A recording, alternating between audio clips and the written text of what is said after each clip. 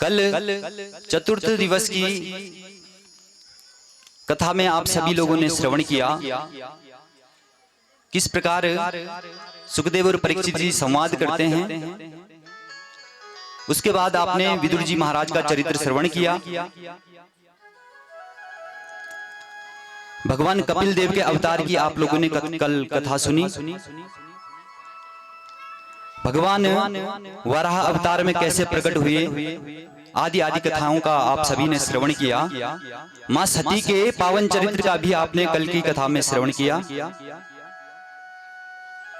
और अंत में कल भगवान के परम भक्त ध्रुव जी महाराज का चरित्र आप सभी ने कल श्रवण किया। इन्हीं ध्रुव जी महाराज के वंश में आगे चलकर धर्मात्मा महाराज पृथु जी का जन्म हुआ और इन्हीं पृथु जी ने समस्त इस धरातल पर गांव और नगरों की व्यवस्था को बनाया। और इन्हीं पृथु महाराज के प्रताप से इस वसुंधरा को हमने पृथ्वी के नाम से जानते हैं। इन्हीं पृथु के नाम पर इस लोक का नाम पृथ्वी पड़ा।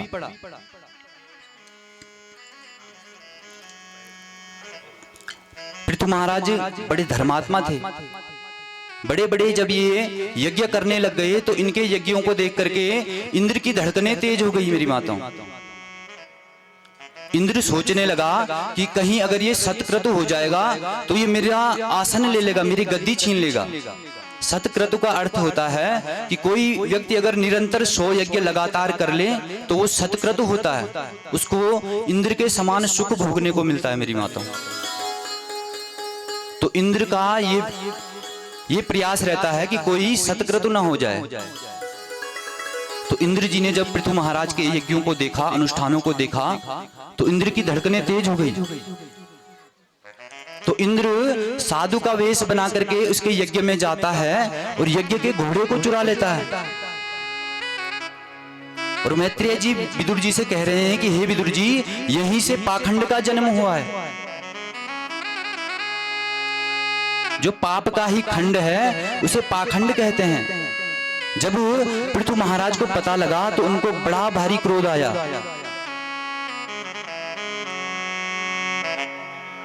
ब्राह्मणों ने इनसे कहा, महाराज आप क्रोध मत कीजिए। बोले आप क्रोध मत कीजिए, हम इन इंद्र को मंत्रों से ही स्वाहा कर देंगे। क्योंकि बोले ये सारे देवता लोग जो हैं हम ब्राह्मणों के मंत्रों के अधीन रहते हैं। देवाधीनम जगत सर्वम मंत्राधीनम च देवता ते मंत्रम ब्राह्मणाधीनम तस्मात् ब्राह्मण देवता। बोले देवताओं के अधीन ये सारा जगत है। देवाधीनम जगत सर्वम, और वो देवता किसके अधीन है? मंत्राधीनम च देवता, वो देवता मंत्रों के अधीन है। और वो मंत्र किसके अधीन है? ब्राह्मणों के अधीन है। इसलिए ब्राह्मणों को देवता के समान पूजा जाता है। पृथु महाराज ने आज्ञा दी तो जैसे ही ब्राह्मणों ने मंत्रोच्चारण किया तो मंत्रों की शक्ति से इंद्र खींचे चले आए।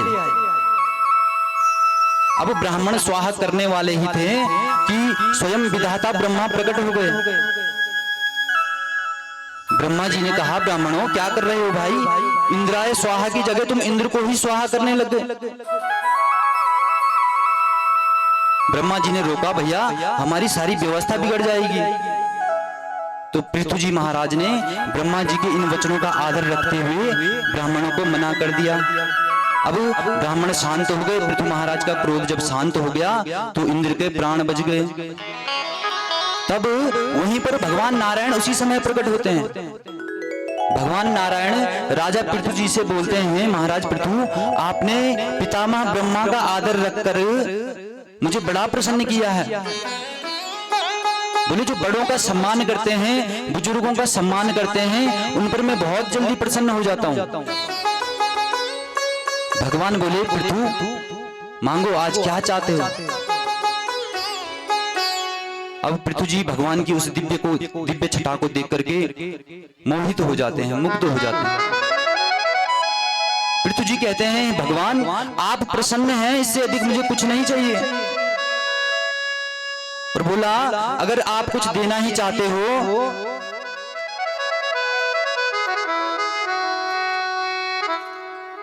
पृथु जी ने कहा कि भगवान अगर आप कुछ देना ही चाहते हो तो बोला मुझे क्या देना, 10,000 कान देना।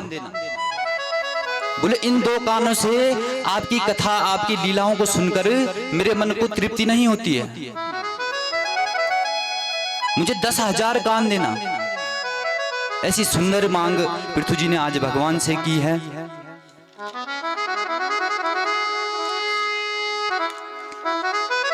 अब मनु महाराज के जो दूसरे पुत्र हुए प्रियव्रत, इनकी कथा प्रारंभ करते हुए सुखदेव जी परीक्षित जी से कहते हैं कि महाराज प्रियव्रत बड़े प्रतापी राजा थे। ये इतने तेजस्वी थे कि एक बार इन्होंने बैठे बैठे मन में विचार किया कि ये रात क्यों होती है। बोले रात में सारा समय लोग सोने में बर्बाद कर देते हैं। इन्होंने मन में संकल्प किया कि मैं अब रात नहीं पड़ने दूंगा। तो इन्होंने अपने संकल्प से एक ज्योतिर्मय रथ का निर्माण किया और 7 दिन तक इन्होंने इस पृथ्वी की परिक्रमा लगाई। 7 दिन तक इन्होंने रात नहीं पड़ने दी। तो जब 7 दिन तक रात नहीं पड़ी तो स्वयं ब्रह्मा जी को आना पड़ा। ब्रह्मा जी ने आकर समझाया, बेटा गड़बड़ मत करो। बोले इस प्रकृति की कोई भी वस्तु व्यर्थ नहीं है, सबका अपना अपना उपयोग है। अमंत्र नक्षमरम नास्ति नास्ति मूलम शोधनम अयोग्यः पुरुषो नास्ति योजकस्तत्र दुर्लभा। भगवान कहते हैं हे प्रियव्रत, इस संसार में कोई भी वस्तु बेकार नहीं है, सबका अपना अपना उपयोग है। बोले रात में जहां विषयी पुरुष वासनाओं को भोगते हैं, वहीं ध्यानी तपस्वी लोग रात के समय भगवान का ध्यान भी लगाते हैं। बोले रात की अपनी आवश्यकता है और दिन की अपनी आवश्यकता है। प्रियव्रत जी को जब ब्रह्मा जी ने समझाया तो ये समझ गए और इन्होंने ये दुराग्रह त्याग दिया। फलस्वरूप महाराज प्रियव्रत जी ने पृथ्वी पर 7 सागरों की और 7 द्वीपों की रचना की। अंत में प्रियव्रत जी को वैराग्य हुआ और अपने एक एक पुत्र को इन्होंने एक एक द्वीप का अधिपति बना दिया। सबसे पहला द्वीप है जम्बू द्वीप। जम्बू द्वीप के अधिपति हुए आग्नेय। ये जो आग्नेय हुए इनके 9 बेटे हुए। तो इन्होंने जम्बू द्वीप के ही 9 खंड कर दिए और अपने 9 पुत्रों में बंटवारा भी कर दिया। उसमें से सबसे पहला जो है वो है अजनाब खंड। इस अजनाब खंड के अधिपति बने महाराज नाभि। इन नाभि ने मेरु देवी से विवाह करके जब इनकी कोई संतान नहीं हुई तो पुत्रेष्टि यज्ञ किया। अब यज्ञ से भगवान प्रसन्न हुए और बोला पूछो क्या चाहते हो। तो भगवान को देखकर ये कुछ बोल नहीं पाए। तो भगवान ने उस यज्ञ के ब्राह्मणों से कहा कि आप लोग बताओ भैया, आपने इनकी किस कामना हेतु संकल्प लिया है। तो ब्राह्मणों ने कहा कि भगवान ये आप जैसी संतान चाहते हैं, लेकिन इनकी बोलने की हिम्मत नहीं पड़ रही है। भगवान हंसते हुए बोले ओहो, तो आप ब्राह्मणों ने अगर वचन दिया है तो बोले तुम ब्राह्मणों का वचन निभाने के लिए मैं स्वयं इनका बेटा बन करके आऊंगा। और भगवान स्वयं नाभि के पुत्र ऋषभदेव जी के रूप में प्रकट हुए। बोलो ऋषभदेव भगवान की जय।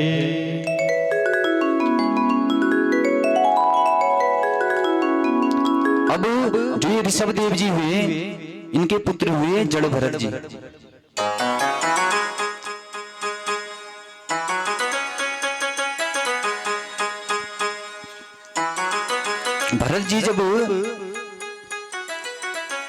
भरत जी का जब जन्म हुआ तो ये बड़े तपस्वी थे। इनकी साधु संतों में बड़ी श्रद्धा थी। अब भरत जी भी अपने पुत्रों को राजपाट सौंप करके भरत जी पुलाश्रम में चले जाते हैं। पर एक दिन गंडकी नदी में स्नान करने के बाद ये भगवान सूर्य को जल दे रहे थे कि एक गर्भवती मृगी पानी पीने आई और उसी क्षण सिंह की गर्जना सुनाई दी। तो उस गर्भवती मृगी ने नदी को पार करके जैसे ही छलांग लगा दी तो उसका उस समय जो गर्भ में बच्चा था वो पैदा हो गया। अब वो मृगी तो वहां मर गई, उसका प्राण अंत हो गया। अब बच्चा पैदा होते ही पानी में गिर जाता है। भरत जी ये दृश्य देखते हैं तो सोचने लगे कि इसको बचाया जाए। तुरंत भरत जी ने नदी में छलांग लगाई और उस मृग के बच्चे को बचा लिया। अब वही दया धीरे धीरे मोह में बदल गई।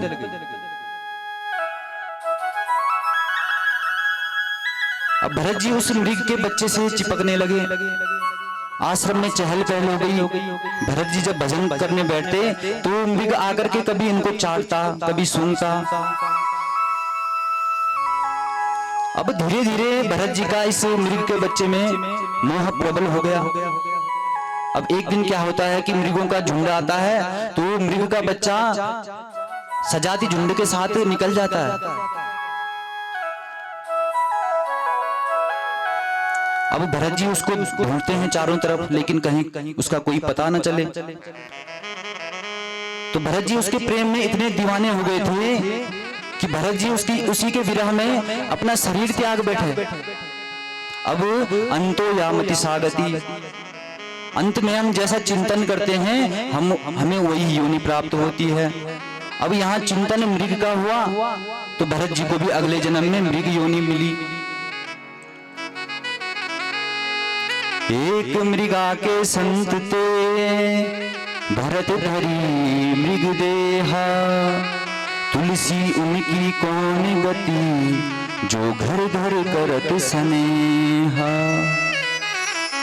अब जरा विचार करना कि जब भरत जी का एक मृग से स्नेह करने का ये हाल हुआ तो तुलसीदास जी कह रहे हैं कि इस संसार का क्या होगा। ये तो घर घर में स्नेह कर बैठा है। परंतु कोई भी किया हुआ सत्कर्म व्यर्थ नहीं जाता। अब तप का फल था तो मृग योनि में भी भरत जी को अपना पूर्व जन्म याद था।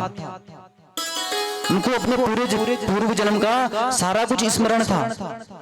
तो धीरे धीरे प्रारब्ध भोग समझ करके भरत जी इस मृग योनि को भुगतते हैं। अब तीसरा जन्म इनका अंगिरा गोत्र में ब्राह्मण परिवार में हुआ। ये 9 भाई थे।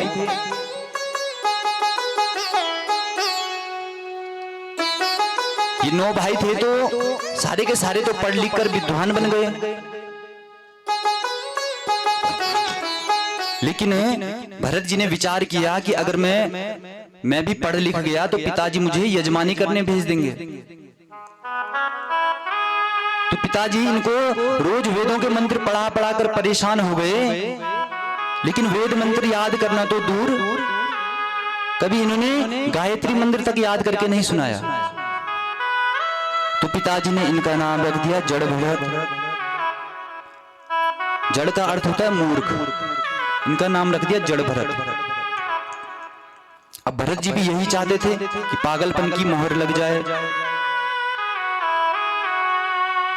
भरत जी इस दुनियादारी से बचना चाहते थे और वो समझ गए कि अगर संसार से बचने का एक ही उपाय है कि पागल बन जाओ।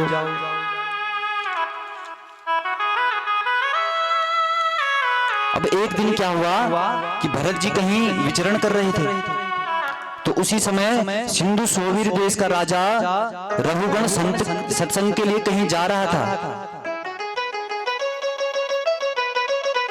अब जब ये जा रहा था तो अचानक इसका एक पालकी ढोने वाला जो कहार होता है वो बीमार पड़ जाता है।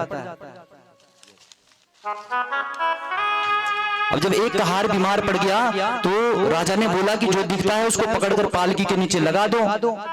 तो कहारों को जड़ भरत जी दिख गए।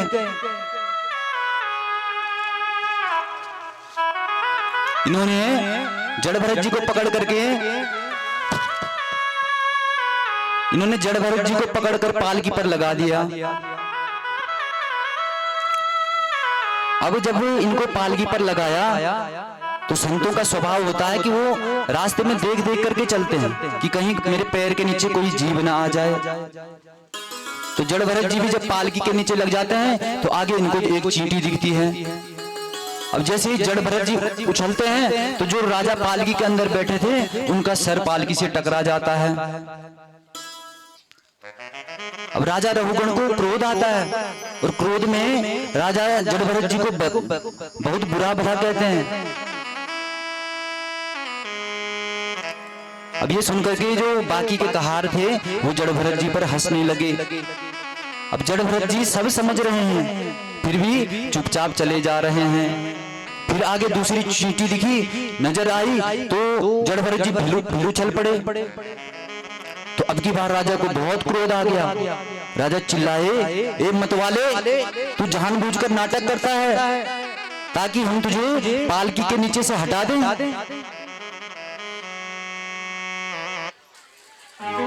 तो आज जड़ भरत जी पहली बार अपने जीवन में कुछ बोले। देखिए संत आसानी से बोलते नहीं हैं।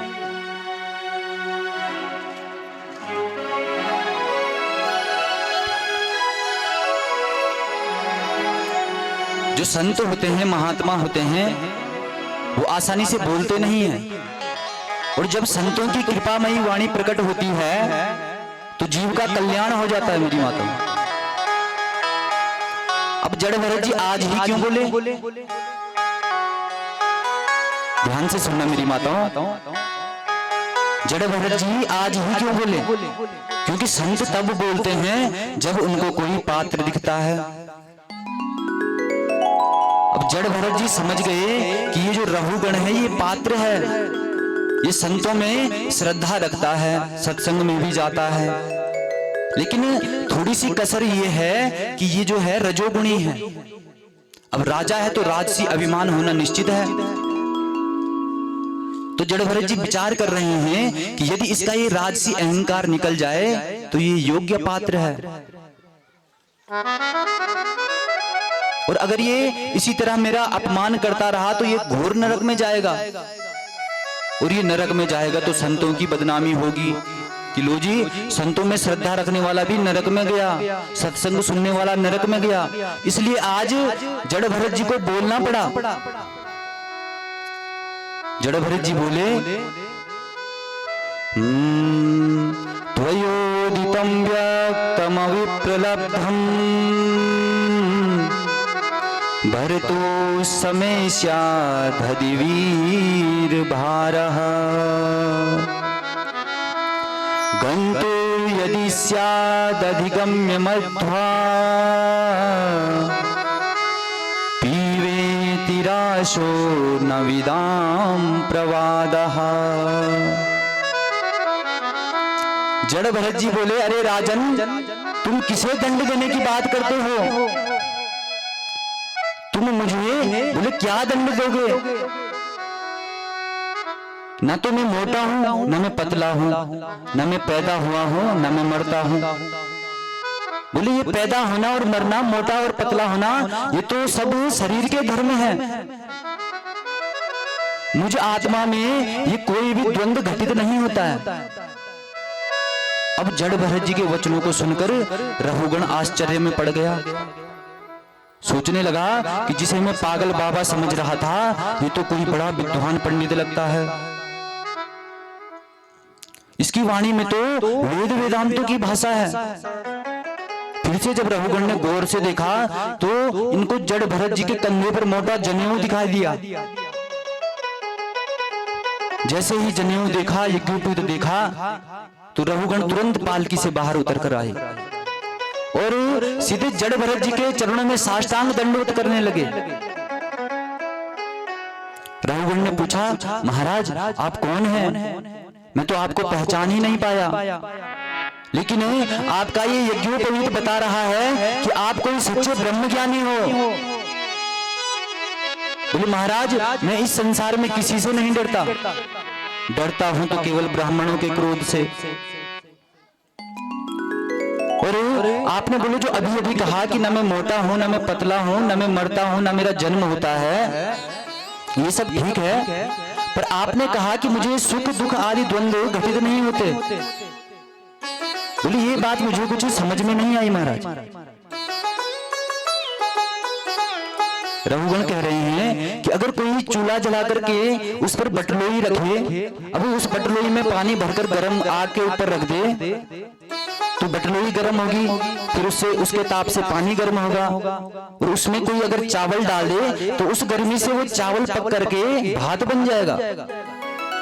हाँ, ठीक उसी प्रकार बोले शरीर में पीड़ा होगी तो इंद्रियों को कष्ट होगा, और इंद्रियों को कष्ट होगा तो मन को भी कष्ट होगा, और मन को कष्ट होगा तो क्या इस शरीर में स्थित जो आत्मा है उसको कष्ट नहीं होगा? ये रघुगण कह रहे हैं जड़ भरत जी से। तो जड़ भरत जी पता है क्या बोलते हैं? जड़ भरत जी रघुगण से कहते हैं,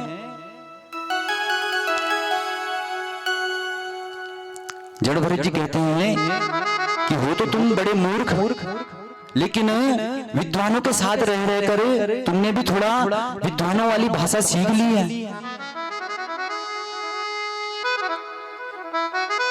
जड़ भरत जी आज बड़ा सुंदर उपदेश रघुगण को देते हैं। जड़ भरत जी कहते हैं कि राजन, तुमने जो भी दृष्टांत अभी तक दिए, बटलोई, आग, चावल, पानी, ये सब सावयव पदार्थ हैं, इनको आंखों से देखा जा सकता है, लेकिन जो तुम्हारी आत्मा है, क्या तुम उनको उसको आंख से देख सकते हो? जड़ भरत जी बोले, भाई ये जो मन है ना, यही सुख दुख का मूल कारण है। इसकी मन की अनुकूलता में हमको सुख होता है, और इसी मन की प्रतिकूलता में हमको दुख होता है।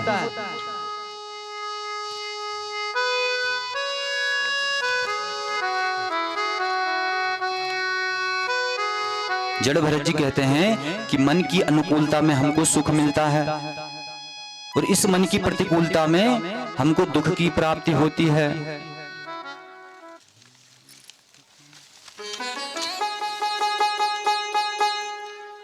क्योंकि ये सुख क्या है और दुख क्या है, ये तो दिन रात की तरह है। सुख के बाद दुख आना है और दुख के बाद सुख आना है। इसलिए जड़ भरत जी कह रहे हैं कि जीव को सुख में ज्यादा उछलना नहीं चाहिए और दुख में ज्यादा दुखी नहीं होना चाहिए।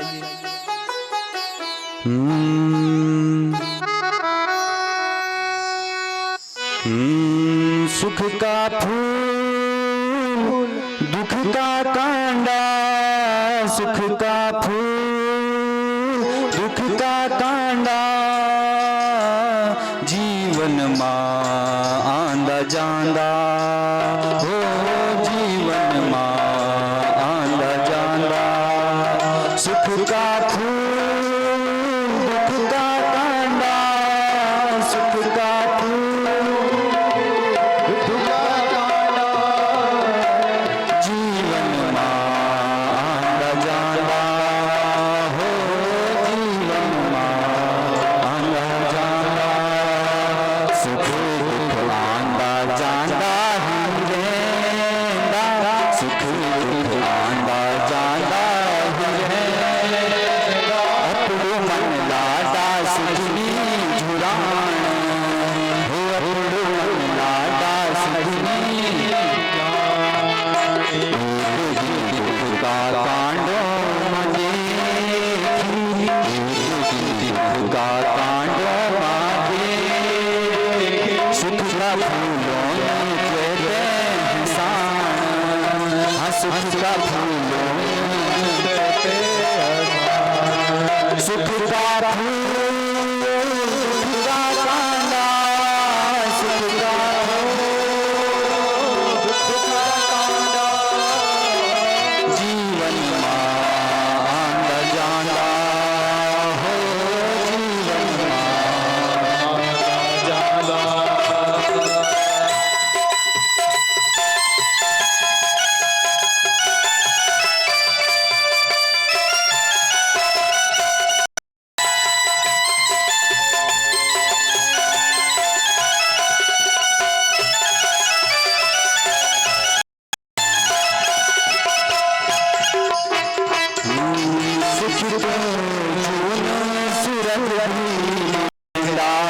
सुखी तो जोन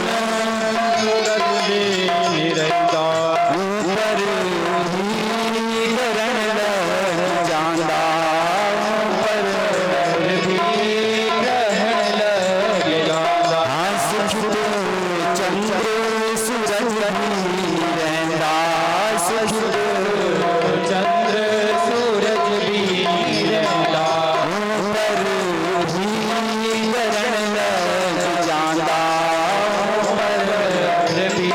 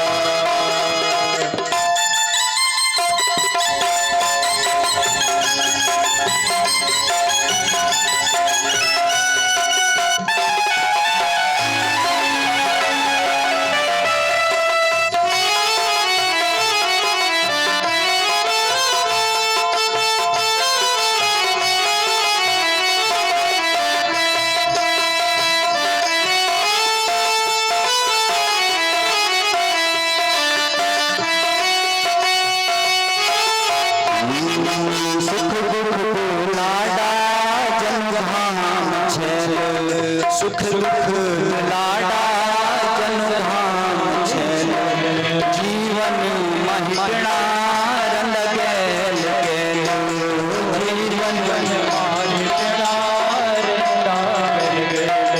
सुख दुख लाडा जन धाम छेलू सुख दुख लाडा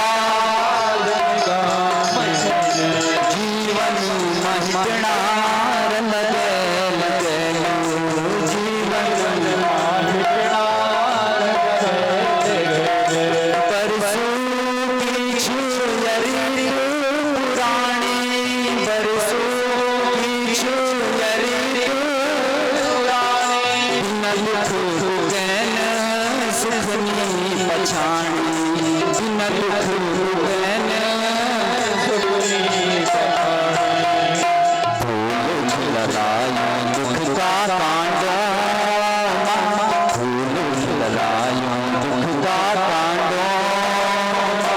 वे दिवे जाली सुख की पछाण वे दिवे जाली सुख की पछाण दुख का कांड देखी दुख का कांड सुख का फूलों में कहते हैं शान सुख का फूलों में कहते हैं शान सुख का फूल दुख का कांडा सुख का फूल दुख का कांडा जीवन मांग जाना हो जीवन मांग जाना हो जीवन मांग जाना हो जीवन मांग जाना श्रीमद् भागवत महापुराण की भक्तवत्सल भगवान की। आइए मेरी माताओं, इस प्रकार से बड़ा सुख और दुख के ऊपर बड़ा सुंदर उपदेश जड़ भरत ने आज राजा रघुगण को दिया। इसके बाद सुखदेव जी कह रहे हैं हे परीक्षित, अब हम तुम्हें अन्य लोगों का वर्णन बताते हैं। बोले इस पृथ्वी से ऊपर 7 लोक हैं और इस पृथ्वी के नीचे भी 7 लोक हैं। पृथ्वी के जो ऊपर हैं भू भुव स्वः मह जन तप और सत्य, ये 7 लोक हैं। और पृथ्वी के नीचे हैं अतल वितल सुतल तलातल रसातल महातल और सबसे नीचे है पाताल। बोले नीचे से लेकर ऊपर तक इस संपूर्ण ब्रह्मांड की जो दूरी है वो है 50 करोड़ योजन की। अब परीक्षित जी के प्रश्न करने पर फिर आगे सुखदेव जी नरकों का वर्णन करते हैं। सुखदेव जी कहते हैं कि पृथ्वी से 99,000 योजन नीचे यमराज की संयमनपुरी है और तामिस्त्र अंधतामिस्त्र रौरव महारौरव कुंडी पाक काल सूत्र असिपयवन सूकर मुख अंधकूट आदि आदि प्रमुख 28 नरकों का वर्णन यहाँ पर सुखदेव जी ने किया है। तो किस कर्म से हमको कौन से नरक की यातना भुगतनी पड़ती है, ये उपदेश आज सुखदेव जी परीक्षित जी को देते हैं। बोले जो प्राणी पर संपदा का हरण करता है, पर स्त्री का हरण करता है, बच्चों का हरण है, यमराज उसे तामिस्त्र नरक में जाकर के पटक देते हैं। और इस नरक की भूमि गर्म तांबे के समान है, आग में तपी हुई लाल। उस अग्नि की संपत्ति पर जीव ऐसा जीव नरकों को भुगतता है, बहुत कष्टों को पाता है। और जो जीवों को काट कर उनका मांस भक्षण करते हैं उन्हें कुंभी पाक नरक मिलता है, जहाँ पर खोलते हुए तेल की कढ़ाई का इंतजाम किया हुआ है। और जो घर आए हुए अतिथियों को क्रोध की निगाह से देखता है उसे वज्रकुंड नामक नरक में जाना पड़ता है। और उस जीव की आंखों को वहां पर गीध निकाल कर खा जाते हैं। नरक का इतना भयंकर वर्णन सुखदेव जी ने किया कि परीक्षित रोमांचित होकर के बोले बस करो महाराज, मुझे तो डर लगता है। सुखदेव जी हंसते हुए बोले, डरने की कोई बात नहीं है, ये जो नरक है ये जीवों के ही कल्याण के लिए बनाया है। सुखदेव भगवान कहते हैं, परीक्षित, जैसे भुवन भास्कर सूर्य नारायण भगवान के उदित होने पर संपूर्ण तीनों भुवनों में उजाला हो जाता है, अंधकार समाप्त हो जाता है, ऐसे ही बोले भगवान का जो मंगलमय नाम मुख से गान कर दे, उस जीव के जन्म जन्मांतरों के पाप पुण्य समाप्त हो जाते हैं। परीक्षित जी ने कहा, महाराज ऐसा कभी हुआ है क्या? कोई प्रमाण दीजिए। तब सुखदेव जी परीक्षित जी को अजामिल की कथा सुनाते हैं। कन्नौज में रहने वाला अजामिल ब्राह्मण परिवार का था, बड़ा वेद पाठी और कर्मकांडी था। इनकी एक पतिव्रता पत्नी भी थी महाराज, पर दुर्भाग्य से एक दिन ये समिधा पीने कहीं गए हुए थे जंगल में, तो किसी शूद्र को वैश्या में इन्होंने रत देख लिया, तो इनकी मति मलिन हो गई और उसी वैश्य के साथ ही हमेशा के लिए अपनी पत्नी को छोड़कर चले गए। उस वैश्य से इन्हें 10 संतानें हुई और सबसे छोटे बेटे का नाम संतों के कहने पर इसने नारायण रखा। अब जब इसका अंत समय आया तो अंत समय में जीव अपने जो सबसे प्रियतम होते हैं उनको पुकारते हैं, तो इसने संतों के आग्रह पर अपने बेटे का नाम नारायण रखा था। जब इसका अंत आया तो चीखता हुआ बोला, नारायण नारायण मुझे बचा ले।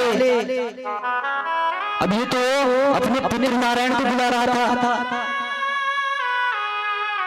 लेकिन भगवान नारायण ने जब ये सुना तो तुरंत अपने पार्षदों को भेजा, जाओ कोई मुझे पुकार रहा है। तत्क्षण भगवान के 4 पार्षद प्रकट हो गए और जो यमराज के दूत आए थे उनको लेने के लिए उनको धक्का मार करके इनको यमपाश से मुक्त कर दिया। तो सुखदेव जी कह रहे हैं, परीक्षित, भगवान के मंगलमय नाम का एक बार गान करने से ही जीव के सारे पाप समस्त नष्ट हो जाते हैं।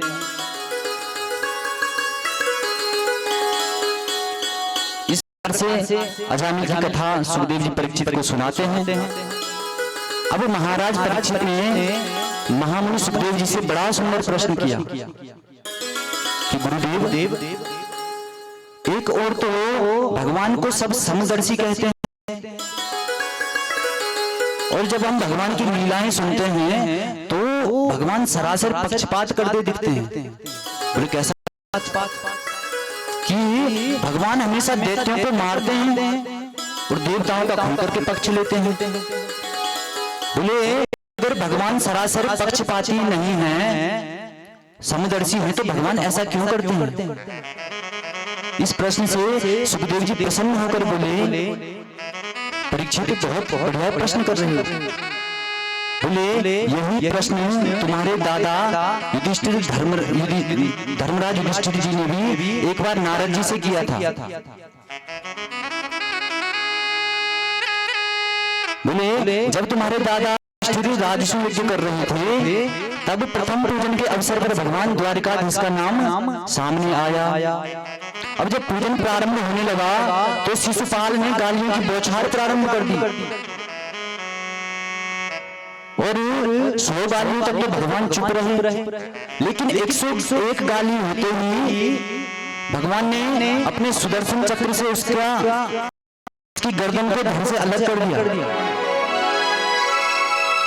और सभी की आंखों के सामने उसका जो था वो भगवान उसके शरीर से तेज निकला और भगवान के चरणों में लीन हुआ और बोले जो भगवान नारायण के चरणों में समा जाए उसके बोले दुर्गति कहीं नहीं, सुगति कहीं।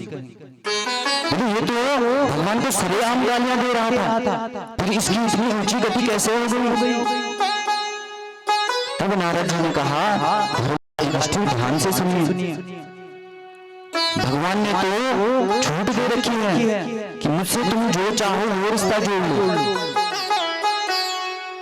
लेकिन मेरा चिंतन करना जरूरी है और जो मेरा सतत चिंतन करेगा उसे मेरी प्राप्ति जरूर होगी। चाहे वो प्रेम से करे या वेर से। भाव भाव अलग आलस, भाव भाव अलग आलस, भाव भाव अलग आलस, नाम जपत मंगल सिकसहु, नाम जपत मंगल सिकसहु, भाव भाव अलग आलस, भाव अलग आलस, नाम जपत मंगल सिकसहु, नाम जपत मंगल सिकसहु। बोले भगवान कहते हैं कि तुम मुझे भाव से भजो या कुभाव से भजो, चाहे आलस्य से भजो या बिना भाव के भजो, लेकिन मेरा नाम क्या है? मंगल करने वाला है। तुम बस मेरा नाम लो, सतत चिंतन करो।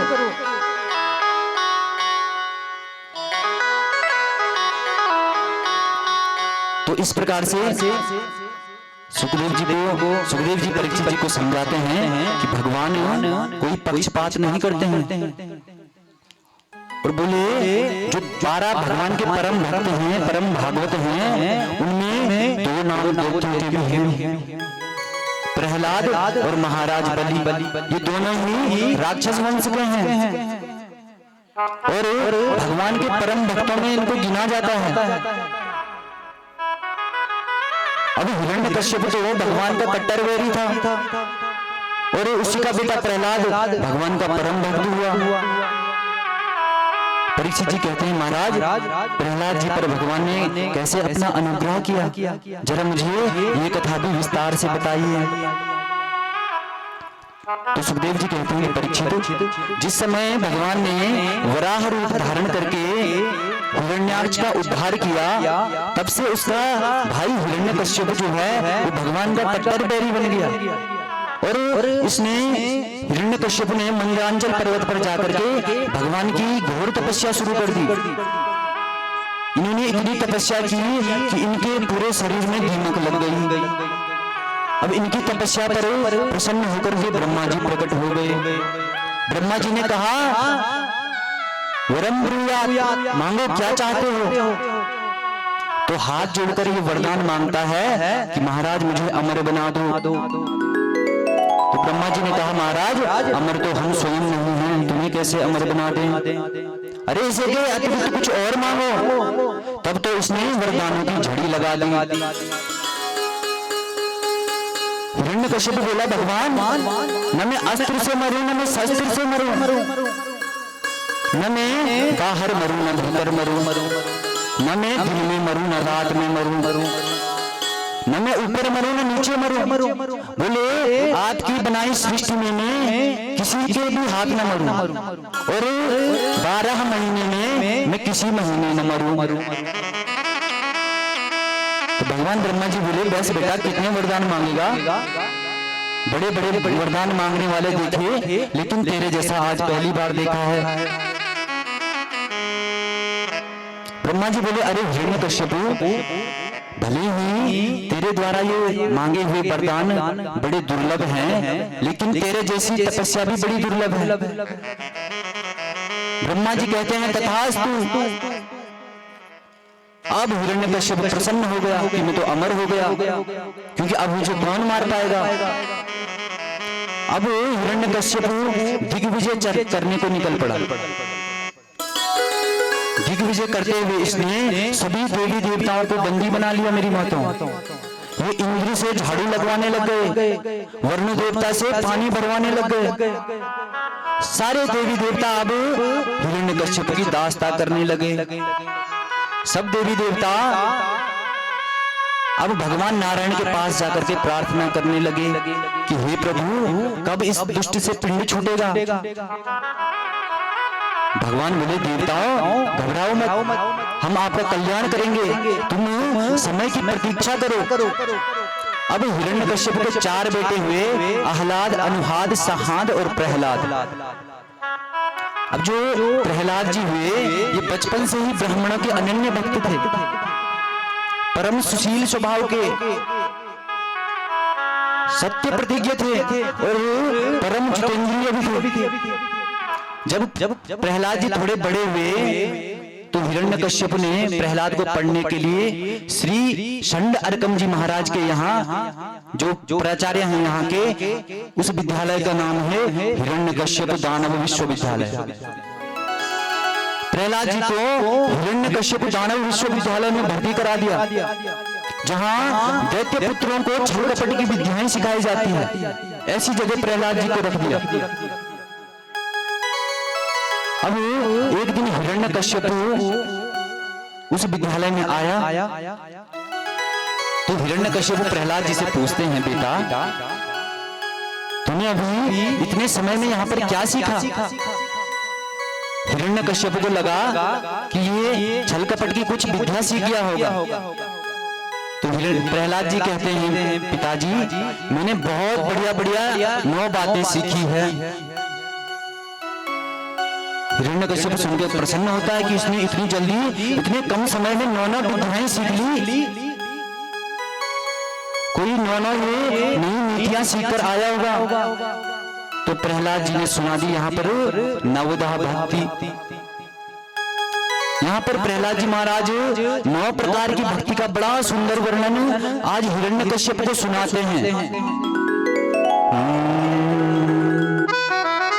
श्रवणं कीर्तनं विष्णु स्मरणं पादसेवनं अर्चनं वंदनं दास्यं सख्यमात्मनिवेदनम् इति पुंसार्पिता विष्णु भक्तिश्चेन विलक्षणा क्रियते भगवत्यद्वा तन्मन्येतमुत्तमम्। बड़ा सुंदर प्रहलाद जी ने आज नवदा भक्ति का यहाँ पर व्याख्यान किया। बोले पिताजी भगवान को प्राप्त करने के 9 प्रकार 9 मार्ग हैं, भगवान की भक्ति करने के 9 मार्ग हैं। बोले श्रवणम, सबसे पहले भगवान की लीलाओं को सुनना, फिर कहा कीर्तनम, भगवान के सुंदर सुंदर कीर्तन गाना, और चौथा कहा स्मरणम, फिर भगवान का खूब अकेले में बैठ के स्मरण करना, ध्यान करना, और चौथा कहा है पाद सेवनम, भगवान के चरणों की खूब सेवा करना, फिर 5वां कहा है अर्चनम, उसके बाद भगवान की सेवा करने के बाद कहा है भगवान की पूजा आरती करना, फिर भगवान की वंदना करना, और फिर 8वां जो कहा है दास्य, दास्य भाव मन में भगवान के प्रति रखना पड़ेगा, और 9वीं जो भक्ति कही है सख्यमात्म निवेदनम। 8वां कहा है सख्य, कि मित्रता का भाव हमको भगवान के साथ करना चाहिए। जैसे हम अपने मित्र को सारी बातें बताते हैं, ऐसे ही भगवान से भी सारी बातें बतानी चाहिए। और अंतिम और 9वां कहा है कि आत्मनिवेदन, जब ये 8वां भक्ति हो जाए तो अंत में भगवान को अपने आप को निवेदित करना चाहिए। जो ये नवदा भक्ति का व्याख्यान हिरण्यकश्यप ने सुना, सुन करके तो हिरण्यकश्यप की आंखें क्रोध से लाल हो गई। हिरण्यकश्यप ने तलवार निकाली और गुरु जी की गर्दन पर रख दी। बोले अरे अधम ब्राह्मणों, लगता है तुम सारे मेरे विपक्ष में मिले हुए हो। तुम इसको नारायण की भक्ति करना सिखा रहे हो, जो मेरा कट्टर वैरी है, कट्टर दुश्मन है। अब हिरण्यकश्यप समझ गया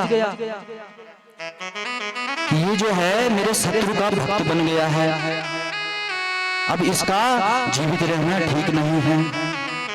तो हिरण्यकश्यप ने बड़े बड़े पर्वतों पर ले जाकर के प्रहलाद जी को गिराया, पानी में डुबाया, अग्नि में जलाया, और विष का भी इसको पान करवाया। एक बार तो उसको विष भी पिला दिया था, लेकिन जब सारे प्रयत्न कर लिए तो सब विफल हो गए।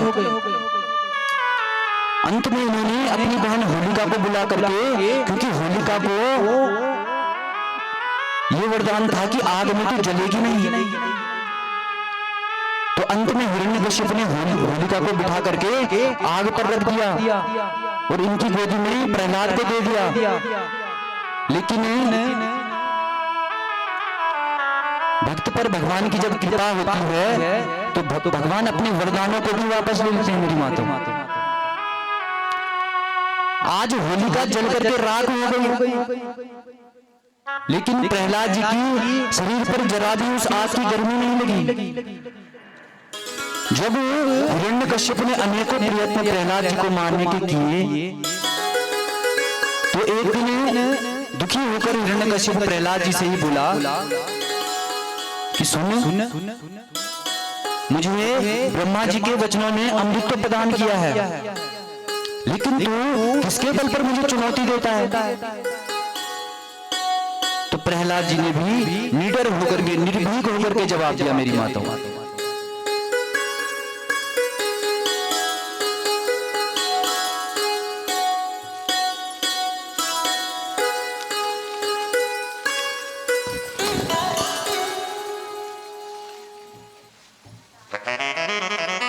जब हिरण्यकश्यप ने प्रहलाद जी से पूछा कि मुझे तो ब्रह्मा जी से अमर होने का वरदान है, लेकिन तू किसके बल पर मुझे ऐसे चुनौती दे रहा है?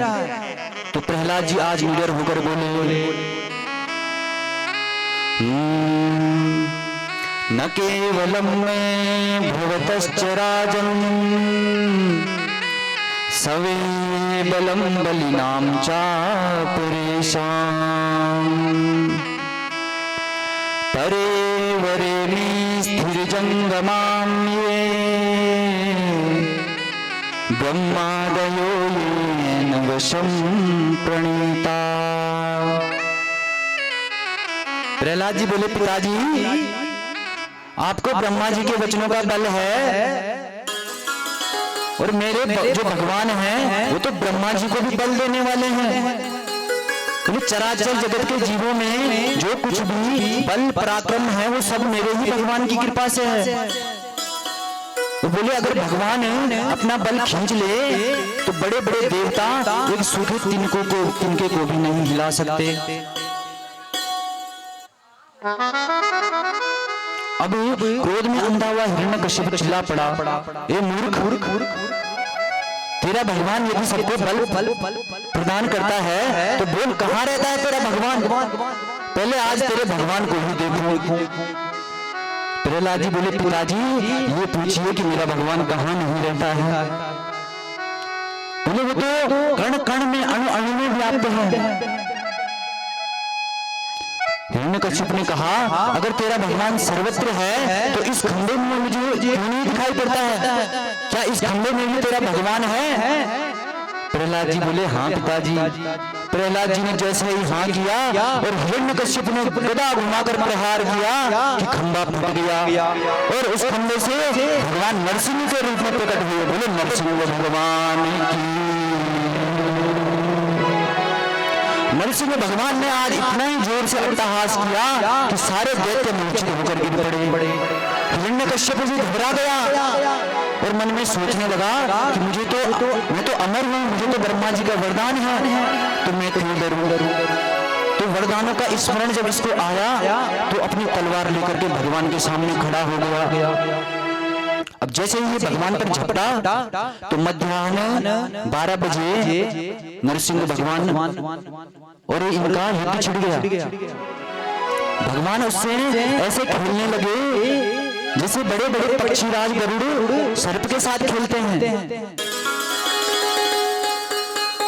ब्रह्मा जी ऊपर से देवताओं के साथ मिलकर के ये दृश्य देख रहे हैं और ऊपर से ही ब्रह्मा जी भगवान को इशारा कर रहे हैं कि भगवान सूर्य अस्त होने वाला है और सूर्य अस्त के बाद इन राक्षसों का बल 2 गुना बढ़ जाता है, इसलिए जल्दी कीजिए। जैसे ही सूर्यास्त होने वाला था, भगवान ने तुरंत हिरण्यकश्यप को पकड़ा और अपनी गोदी पर लिटा दिया और जाकर के भगवान आज दरवाजे की देहरी पर खड़े हो गए और हिरण्यकश्यप को इतनी जोर से पकड़ा कि इसके हाथ से तलवार छूट गई। अब जब ये गिर पड़ा तो बोला कि महाराज, मरने वाला तो मैं हूं नहीं, मैंने तो ब्रह्मा जी से वरदान लिए हैं कि न मैं भीतर मरूंगा न मैं बाहर मरूंगा। तो भगवान बोले इसीलिए मैं तुझे बीच देहरी पर लाया हूं। हिरण्यकश्यप बोला न मैं नीचे मरूंगा न मैं ऊपर मरूंगा। तो भगवान बोले देख तू कहां है, तू ना नीचे है ना ऊपर है, तू तो इस वक्त मेरी गोदी में लेटा हुआ है। और हिरण्यकश्यप बोला कि न मैं शस्त्र से मरूंगा न मैं अस्त्र से मरूंगा। तो नरसिंह भगवान ने कहा मैं न तुझे शस्त्र से मारने वाला हूं न अस्त्र से मारने वाला हूं, तेरे लिए बोले मेरे ये लंबे लंबे नाखून ही काफी हैं। अब तो हिरण्यकश्यप कांपते हुए बोला न मैं दिन में मरूंगा न मैं रात में मरूंगा। तो भगवान बोले अभी न दिन है न रात है, मध्याह्न का समय है, 12 बज रहे हैं। तो हिरण्यकश्यप और डरते हुए बोला न मैं मनुष्य से मरूंगा न मैं जानवर से मरूंगा। तो भगवान बोले मैं न मनुष्य हूं न जानवर हूं। अब तो हिरण्यकश्यप और घबरा गया, बोले मैंने वरदान मांगा था ब्रह्मा जी से कि मैं तुम्हारी बनाई इस सृष्टि में किसी के हाथ से नहीं मरूंगा। भगवान कहते हैं कि मुझे ब्रह्मा ने नहीं बनाया है, बल्कि ब्रह्मा मेरी नाभि कमल से प्रकट हुआ, ब्रह्मा को मैंने बनाया है। अब तो ये बेचारा और बुरी तरह से घबरा गया, बोला अभी तो एक और वरदान है। बोला मैं तो 12 महीनों में किसी महीने नहीं मरने वाला। तो भगवान बोले ये अधिक मास चल रहा है और ये 13वां महीना मैंने स्पेशल तेरे लिए ही बनवा कर रखा है।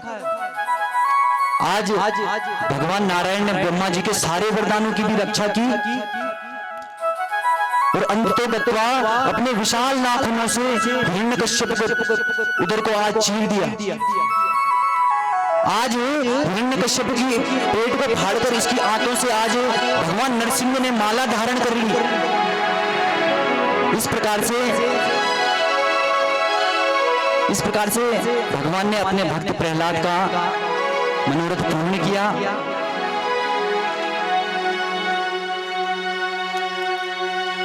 अब आगे सुखदेव जी परीक्षित को कह रहे हैं कि हे परीक्षित, एक बार एक गजराज हुआ हाथी। वो हाथी बड़ा मस्त था, मतवाला था, अपनी 100 हथनियों के साथ वो झुंड में रहता था और एक तालाब के आगे वो रोज क्रीड़ा किया करता था, अपनी मौज मस्ती किया करता था।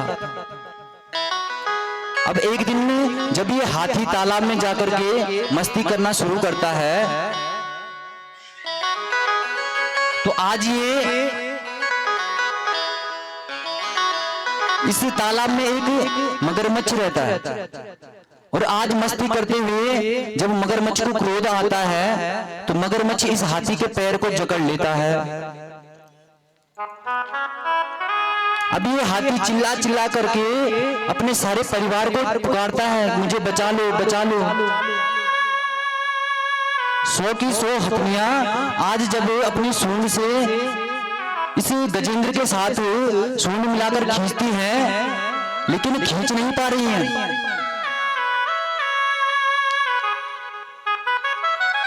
क्योंकि पानी में मगर पे बहुत बल आ जाता है।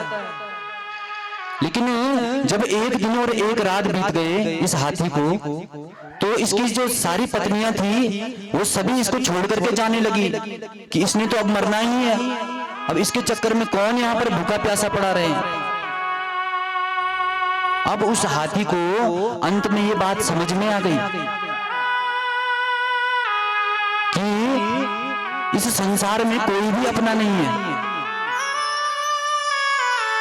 अंत में जब आंख बंद करके उस हाथी ने भगवान का स्मरण किया तो स्वयं भगवान इनकी रक्षा करने के लिए प्रकट हुए।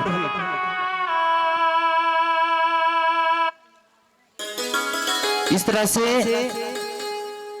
इस गजेंद्र का भी भगवान ने मोक्ष किया।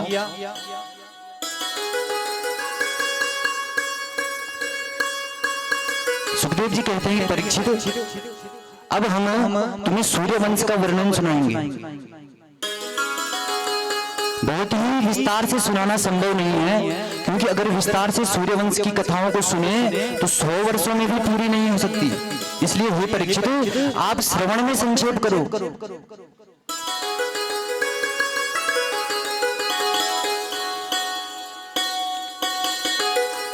भगवान नारायण की नाभि से ब्रह्मा जी प्रकट हुए।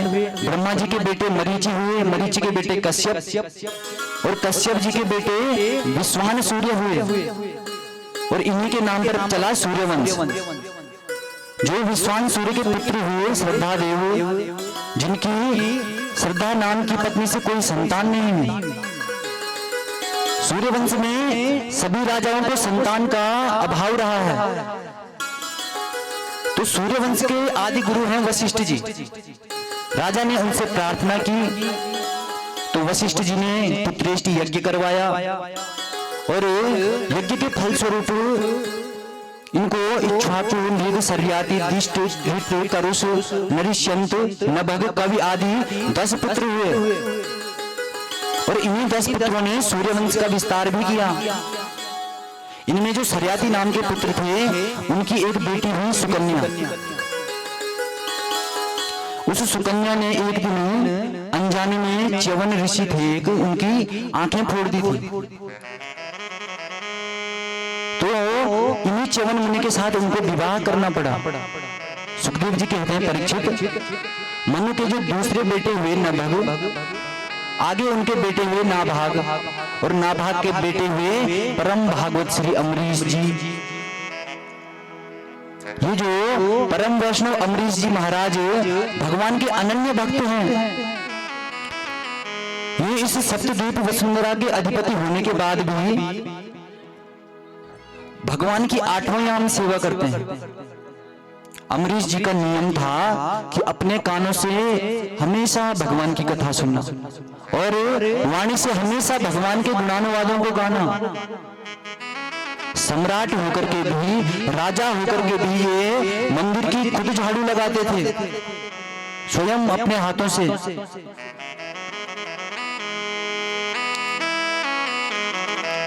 और इन्हीं परम भागवत अमरीश जी के पावन वंश में आगे चलकर युवनाश्व हुए, जिन्होंने ब्रह्म में एक बार अभिमंत्रित जल को पी लिया था। इसलिए इन युवनाश्व के उदर में मानधाता जी प्रकट हो गए। अब इस मानधाता के सत्यव्रत और सत्यव्रत के हरिश्चंद्र हुए। हरिश्चंद्र के पुत्र रोहित हुए, और रोहित के पुत्र बाहुक हुए, और बाहुक के सगर नामक पुत्र हुए। और जो ये राजा सगर हुए, इनके 60,000 पुत्र हुए।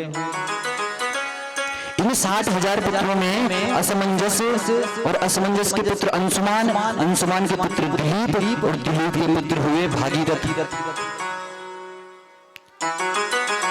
जिन राजा भागीरथ की कृपा से मां गंगा इस पृथ्वी लोक पर अवतरित हुई है।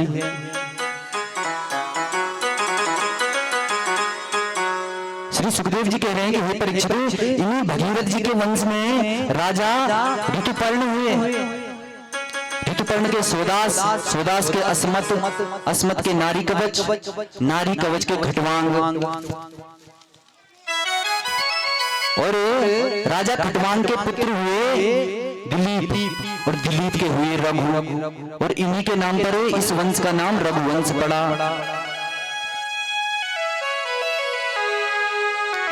रघु महाराज के अज हुए, अज के बेटे दशरथ हुए, और दशरथ जी के पुत्र श्री राम, लक्ष्मण, भरत और शत्रुघ्न हुए।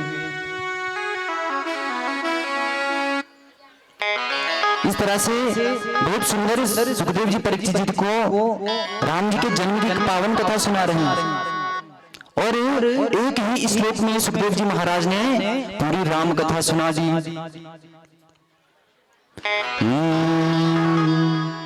गुवर्थे त्यक्तो राजो व्यचरितनुवनम् पद्मपद्भ्यां प्रियाया पाणि स्पर्शा क्षमाभ्यां विजितपतिरुजो यो हरीन्द्रानुजाभ्याम् वैरूप्याक्षूर्पणख्या प्रियविरहर्षा रोदिता भूविजिह्वा त्रस्ताभिर्बद्धसेतुः खलवनिदहनः कौशलेन्द्रो वतानः। बोले आज मां कौशल्या के गर्भ से मेरे भगवान राम जी का प्राकट्य हुआ है। आइए आप हम सभी दो पंक्तियों में राम जी भगवान को प्रणाम करेंगे। भय प्रगट कृपाला दीन दयाला कौशल्या हितकारी। भय प्रगट कृपाला दीन दयाला कौशल्या हितकारी। भय प्रगट कृपाला दीन दयाला कौशल्या हितकारी। भय प्रगट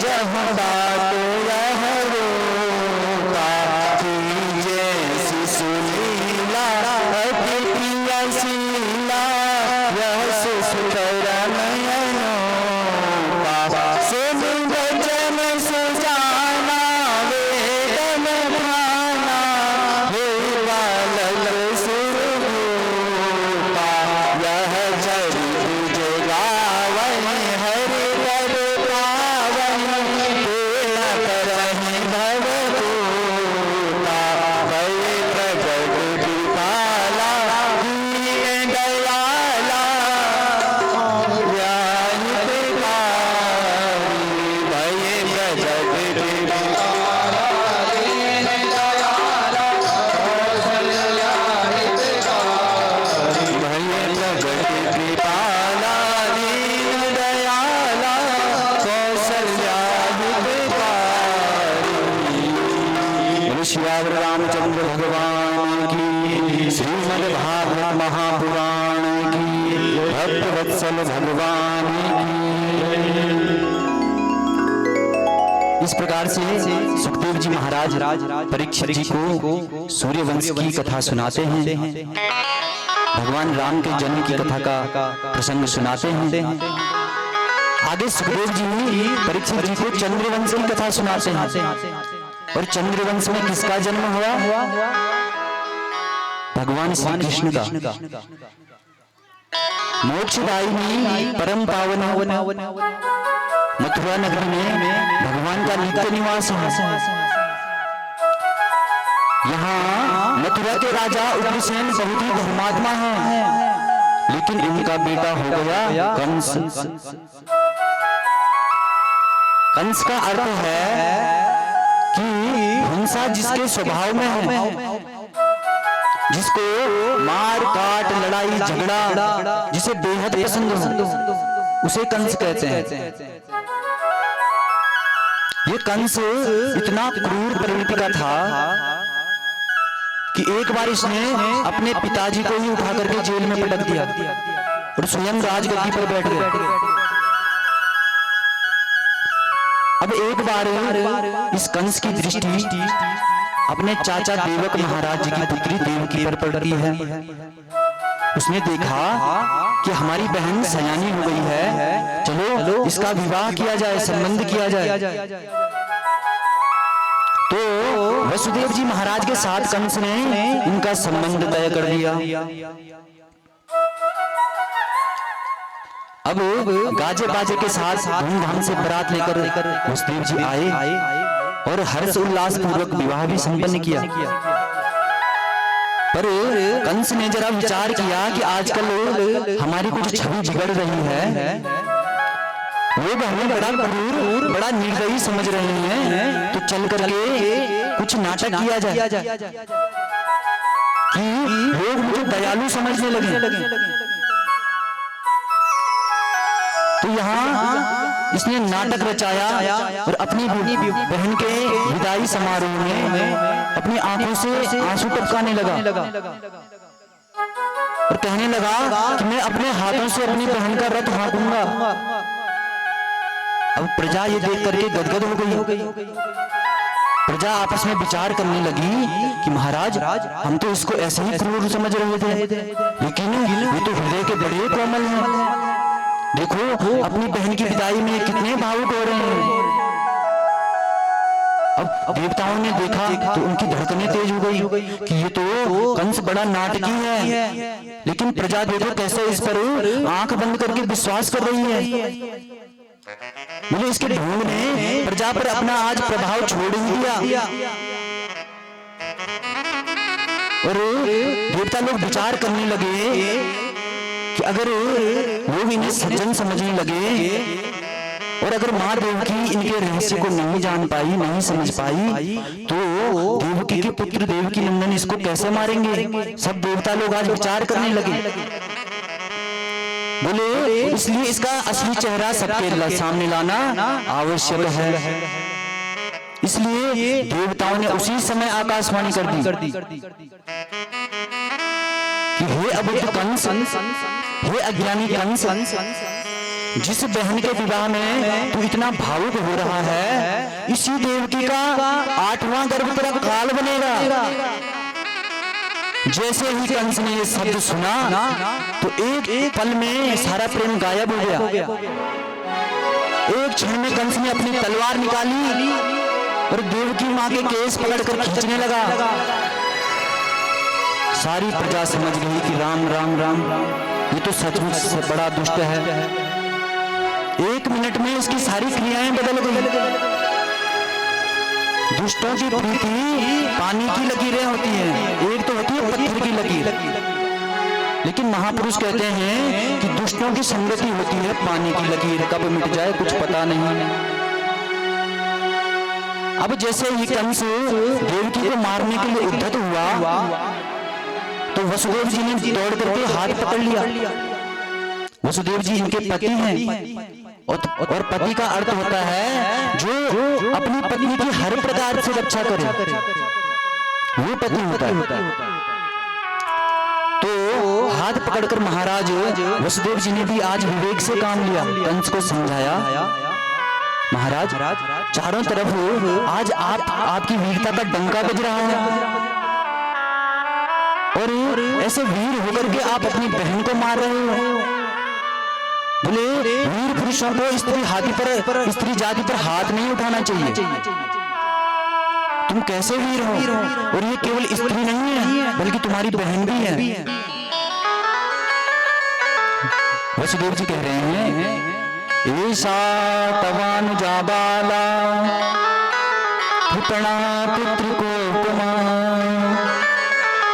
हम तुम नाहसी कल्याणी मिमां तुम दीन वत्सला। कंस ने कहा, वो तो ठीक है वसुदेव, पर वो तो मेरे काल को जन्म देने वाली है, उसका मैं क्या करूं? तो वसुदेव जी समझा रहे हैं कि देखो कंस, जो मृत्यु है वो प्राणी की ऐसी सगी बहन है, वो प्राणी की सगी जुड़वा बहन है। जीव जब जन्म लेता है तो साथ में ही उसकी मृत्यु का भी जन्म हो जाता है। कब कहां कैसे मरना है ये सब सुनिश्चित है। अब वसुदेव जी ने यहाँ पर विवेक से काम लिया कि कुछ करना पड़ेगा, यहाँ पर देवकी के काल को डालने का प्रयत्न करो। तो तुरंत बोले कि अच्छा ठीक है कि अगर तुमको हे कंस इसे देवकी के गर्भ से खतरा है तो मैं तुम्हें वादा करता हूँ, आपको वचन देता हूँ, इसके गर्भ से जितनी भी संतानें होगी मैं स्वयं आकर के तुमको सौंप दूंगा।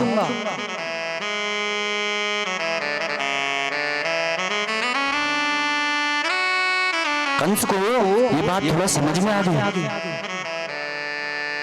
बोले मेरी बहन है और विवाह का समय भी है, तो लोगों के बीच में इसको मारना उचित नहीं है। तो कंस कहता है चलो ठीक है वसुदेव, तुम्हारा अगर वचन है तो मैं इस देवकी को आज छोड़ता हूँ, पर तुम्हारे जितने भी बालक होंगे तुम्हें मुझे वो सौंपने पड़ेंगे। अब कंस ने वसुदेव और देवकी दोनों दंपतियों को बंदी गृह में डाल दिया। अब समय बीता, कालांतर में वसुदेव जी के यहाँ कीर्तिमान नामक प्रथम पुत्र हुआ मेरी माता, जिसे लाकर के वसुदेव जी ने कंस को दिया। तो कंस खुश हो गया कि भाई तुम तो वचन के धनी हो, हम मान गए। कंस बोला वसुदेव इसे वापस ले जाओ, इससे मुझे कोई भय नहीं है, इसलिए इसको तुम वापस ले जाते हो, क्योंकि मेरा काल तो आकाशवाणी ने कहा था कि 8वां गर्भ मेरा काल होगा। अब वसुदेव जी जब पुत्र को लेकर वापस लौट रहे थे तो उसी समय नारद जी आ गए। नारद जी ने कंस को एक 8 पंखुड़ियों वाला कमल दिखाया और कंस को कहा कि इसमें गिनो कि 8वीं पंखुड़ी कौन सी है। अब जहां से गिनती शुरू करें तो आखिरी 8वां, ऐसे ऐसे करके नारद जी ने सारी पंखुड़ियों को 8वां बता दिया। अब कंस समझ गया क्योंकि देखो जो मूर्ख और शंख होते हैं ये हमेशा दूसरों के बचाने से बचते हैं। एक क्षण में कंस ने वसुदेव जी को बुलाया और उस बालक का पैर पकड़ करके घुमाकर उसको पटक कर मार दिया। इसी प्रकार से कंस के हाथों मां देवकी के 6 पुत्रों की हत्या हुई। अब इनके गर्भ में, सप्तम गर्भ में साक्षात भगवान शेषनाग जी पधारे। भगवान ने योग माया को बुला करके कहा, देवी एक काम करो, ये जो संकर्षण शेषनाग जी हैं इनका तुम आकर्षण करके देवकी के गर्भ में, देवकी के गर्भ से इनको रोहिणी के गर्भ तक पहुंचा दो और तुम स्वयं हे योग माया यशोदा की पुत्री बनकर प्रकट हो जाओ। मैं स्वयं देवकी का अष्टम पुत्र बनकर के आ रहा हूं और कंस तुम्हें साधारण कन्या समझकर मारने का अगर प्रयास करेगा तो तुम अष्टभुजा बनकर के प्रकट हो जाना। फिर देखो तुम्हारी कितनी पूजा होती है, दुर्गा मैया, चंडी मैया,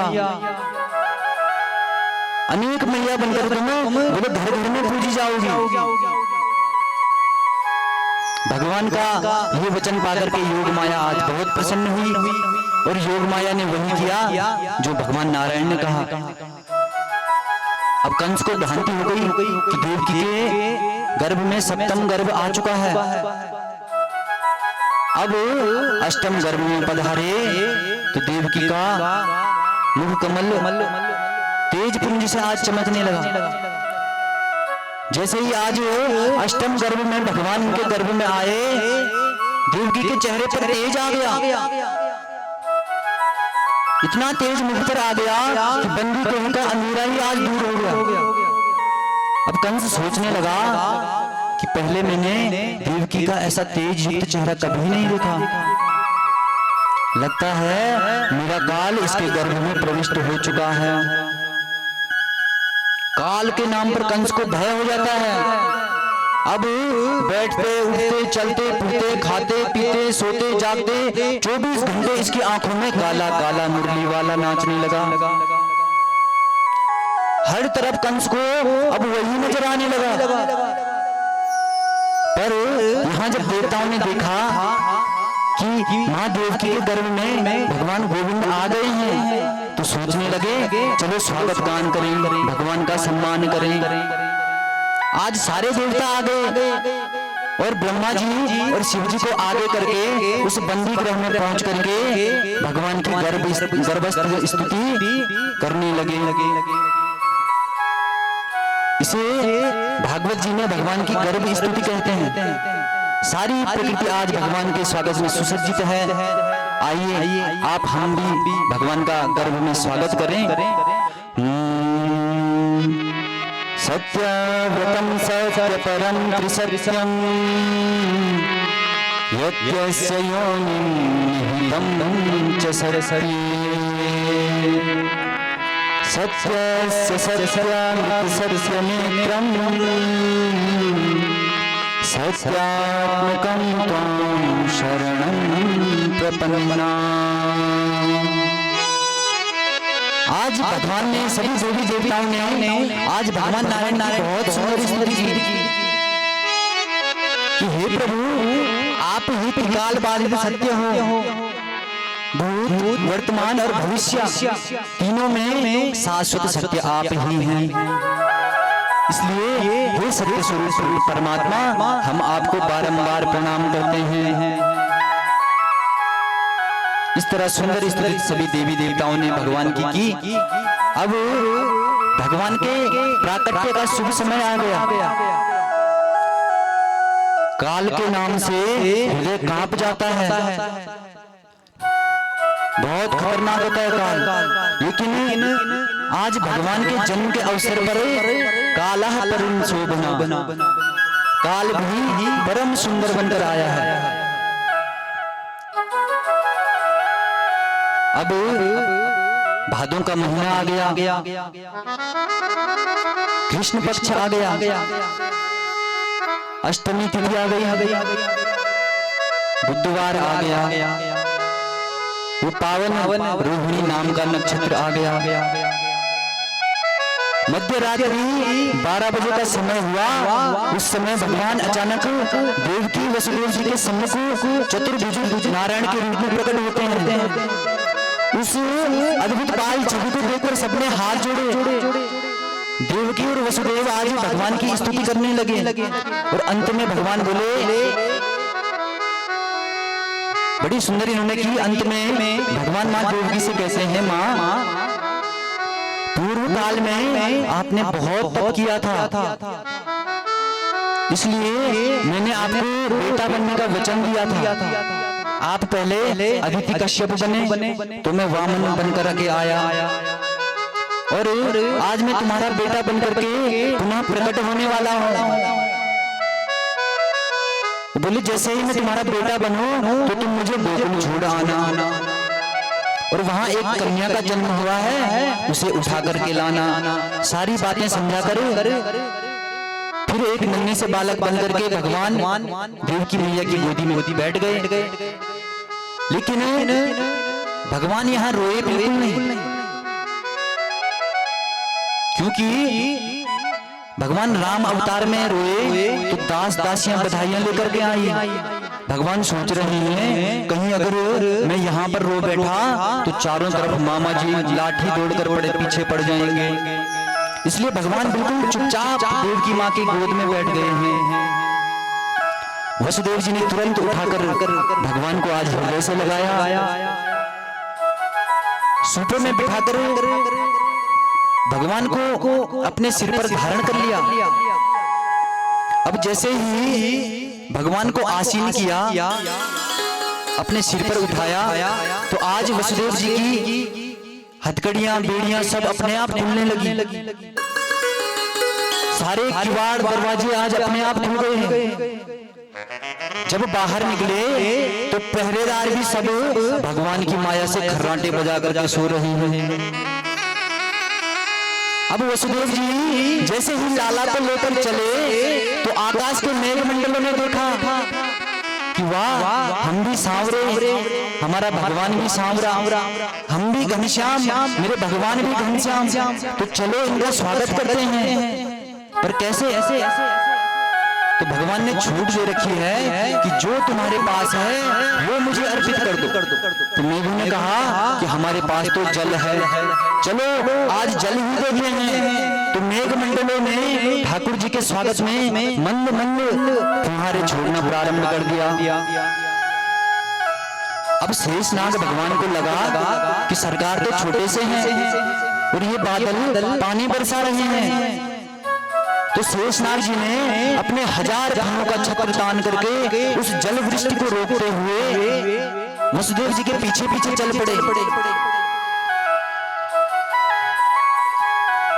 आज जैसे ही यमुना महारानी ने देखा कि मेरे प्राण धन, मेरे प्रियतम निकट आ रहे हैं, तो बिना पाद प्रक्षालन किए बोले मैं उसको जाने नहीं दूंगी। आज उमड़ घुमड़ करके यमुना जी का जल वसुदेव जी के कंठ तक आ गया। भगवान जान गए कि मां यमुना को चरण छूने की पड़ी है और पिताजी डूबे जा रहे हैं। वैसे ही भगवान ने अपना चरण कमल नीचे लटका दिया, उस टोकरी से बाहर लटका दिया। जैसे ही भगवान के चरण कमलों का स्पर्श मां यमुना जी के जल से हुआ तो पाद प्रक्षालन करके यमुना मैया वसुदेव जी के घुटने के बराबर हो गई। इस प्रकार से यमुना जी पार करके वसुदेव जी भगवान को लेकर के नंद भवन में प्रविष्ट हुए। अब नंद भवन में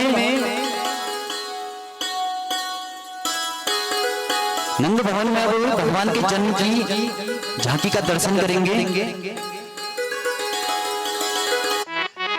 ये जो नंद बाबा हैं, इनकी उम्र कितनी है? आज इनकी उम्र हो गई है 90 वर्ष। लेकिन 90 वर्ष तक इनको कोई संतान नहीं हुई है। अब एक दिन संत ब्राह्मणों की एक मंडली नंद बाबा के घर आती है, तो नंद बाबा ने चकाचक इनको खूब भंडारा खिलवाया।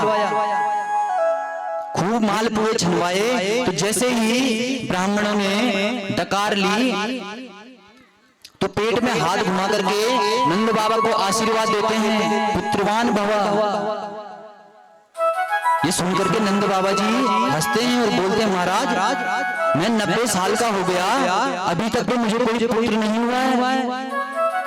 तो अब आप आशीर्वाद दे रहे हो पुत्रवान भवा, तो अब 90 साल की उम्र में मुझे कैसे पुत्र हो जाएगा? लेकिन संतों के आशीर्वाद से यशोदा रानी माता को 80 वर्ष की उम्र में लाभ हुआ। जैसे ही नंद बाबा को भनक पड़ी तो इनकी खुशी का पारावार नहीं रहा। खुशी के मारे नंद बाबा उछल पड़े, पूरे ब्रजमंडल में खबर फैल गई। खुशी के मारे गोपियों ने तो 84 गज के लहंगे सिलवा लिए महाराज। अब नंद बाबा बेचारे अपनी बहन सुनंदा को लेने पहुंचते हैं। कहते हैं, बहन सुनंदा तू बुआ बनने वाली है। खुशी के मारे सुनंदा जी भी दौड़कर चल पड़ी और 2 महीने पहले आकर ही अपने मायके में रहने लगी। खूब यशोदा माता की सुनंदा सेवा करने लगी।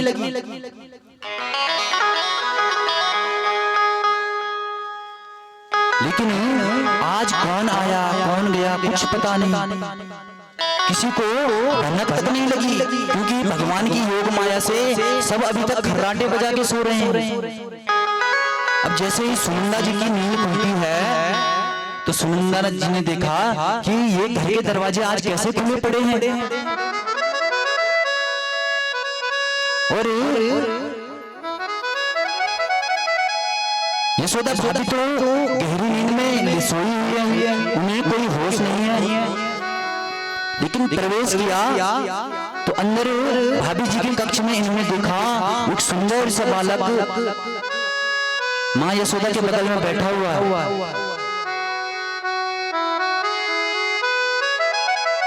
सुंदर सा लाला, छोटा सा लाला माँ यशोदा के बगल में किलकारियां भर रहा है।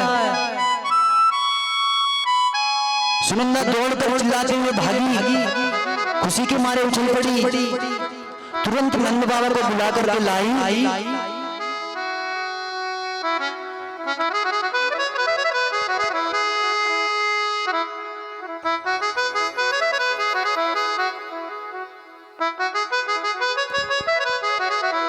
आज इस खबर को सुनकर के नंद बाबा खुशी के मारे उछल रहे हैं। सुनंदा ने जब इनको बताया कि तुमको पुत्र हुआ है,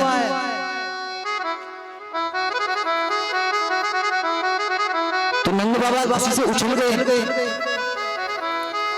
उपनंद बोले, भैया अब तो उत्सव में आना पड़ेगा। आज बड़ा उत्सव नंद जी के भवन में हो रहा है। खूब दूध दही की यहाँ पर आज बरसात हो रही है। आइए आप हम भी जरा नंद भवन में भगवान की इस दिव्य प्राकट्य लीला का आनंद लेंगे।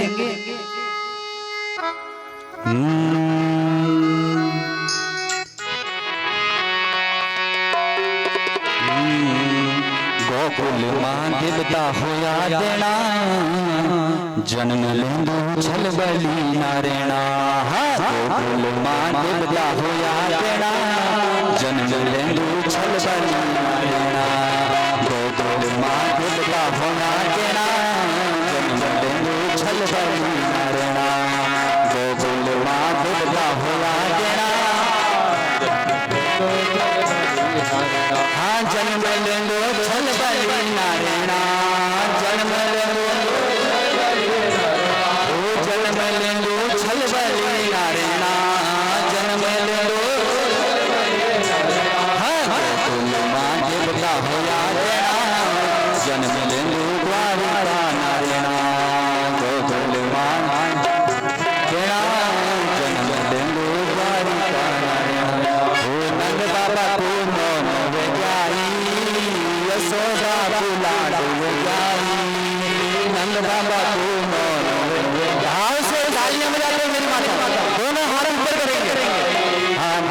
प्रभु नौन ज्ञानी यशोदा दुलार ज्ञानी नंद बाबा प्रभु नौन ज्ञानी यशोदा दुलार ज्ञानी हरे नंद बाबा को नौन ज्ञानी यशोदा दुलार ज्ञानी नंद बाबा को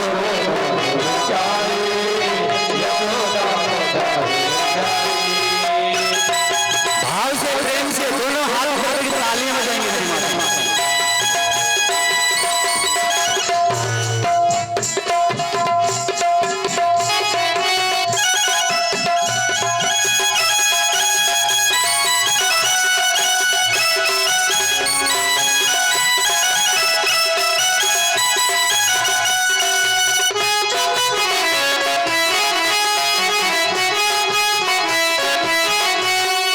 नंद बाबा को नौन ज्ञानी यशोदा दुलार ज्ञानी नंद बाबा को नौन ज्ञानी यशोदा दुलार ज्ञानी हाँ भूपेंद्र तुषार ज्ञानी नंद बाबा को लाड ज्ञानी भूपेंद्र तुषार ज्ञानी नंद बाबा को भूपेंद्र तुषार ज्ञानी नंद बाबा को नौन ज्ञानी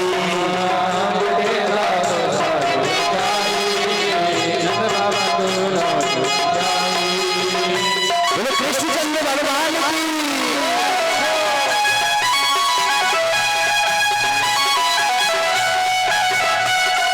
प्रेम से झूमते हुए मेरी माताओं भाव से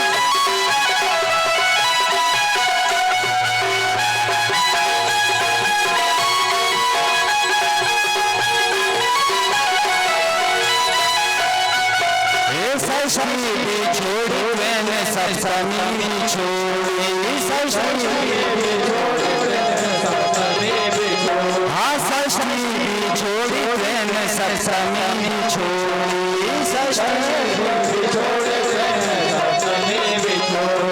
अष्टमी अष्टमी की राधा कन्हैया तेरे जन्म में कन्हैया अष्टमी की राधा कन्हैया बाबा को नौन ज्ञानी यशोदा दुलार ज्ञानी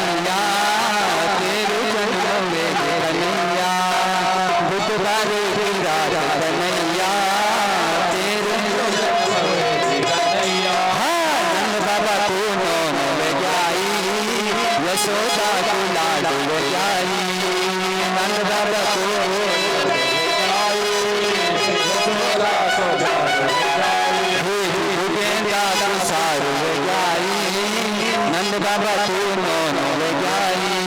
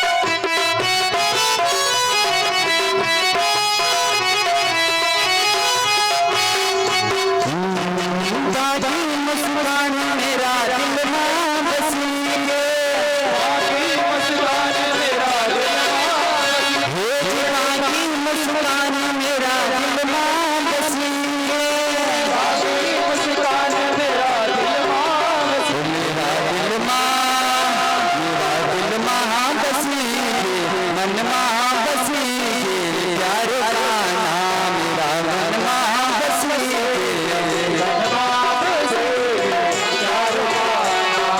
प्यार का नाम, मेरे प्यार का नाम,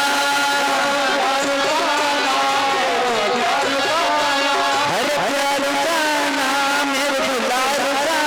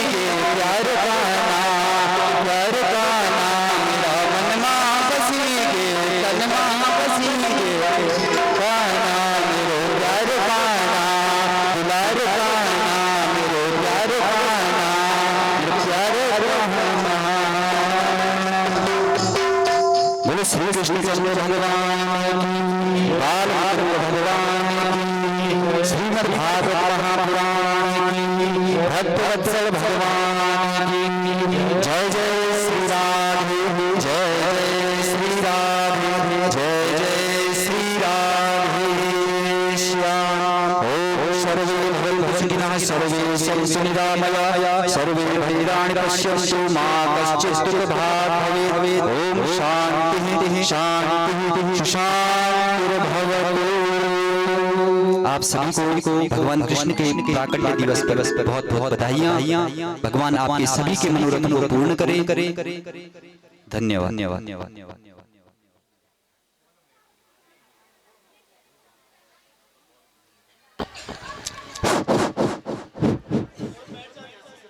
ओम कृष्णाय वासुदेवाय हरते परमात्मने प्रणतः क्लेशनाशाय गोविन्दाय नमो नमः गोविन्दाय नमो नमः। शान्ताकारं भुजगशयनं लोकशयनं पद्मनाभं सुरेशं विश्वाधारं गगनसदृशं मेघवर्णं शुभांगं लक्ष्मीकान्तं कमलनयनं योगविद्यानगम्यं